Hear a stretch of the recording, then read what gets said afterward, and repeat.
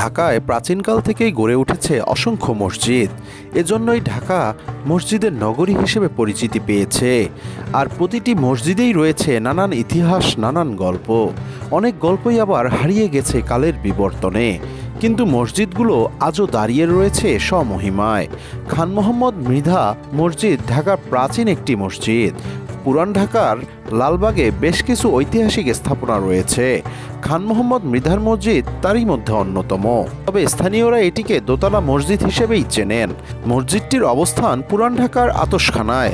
Lalbagh কেল্লার main gate থেকে গলি দিয়ে 5 মিনিট হাঁটলেই চোখে পড়বে মসজিদটি।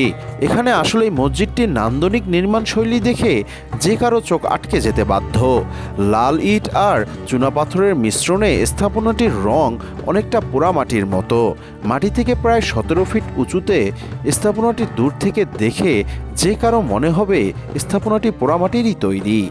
প্রত্নতাত্ত্বিক অধিদপ্তরের নিয়ন্ত্রণাধীন পুরাকৃতি হিসেবে সংরক্ষিত খান মোহাম্মদ মৃধার অমর কীর্তি আজও জমজমাট মুসল্লিদের পদচারণায়। মসজিদটির ভিতরে ফার্সি ভাষায় লেখা শিলালিপিটি এখনও টিকে রয়েছে। তাতে উল্লেখ আছে হিজরি 1116 সালে খান মোহাম্মদ মসজিদটি নির্মাণ করেছেন।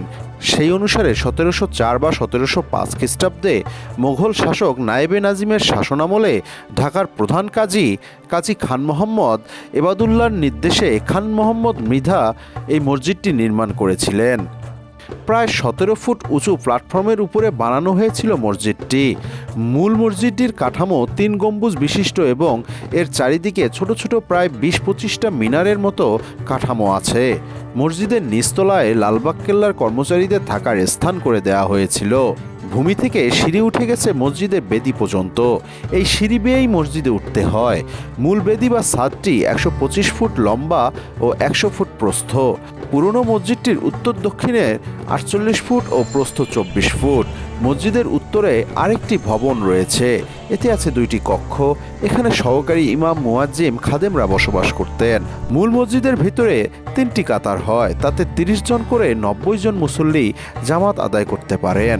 তবে উপরের চত্বরের মসজিদের 2 পাশে, সামনে, পেছনে এবং নিচে, উত্তর ও দক্ষিণের চত্বরে নামাজের জামাত হয়।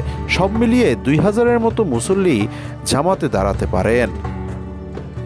মসজিদের সামনে একটি লাল ইট সুরকি বাঁধানো প্রাচীন কবর রয়েছে। তাওয়ারিখে ঢাকা বইয়ের লেখক মুন্সি রহমান আলী তায়েশের মতে এটি খান মোহাম্মদ মৃধারই সমাধি।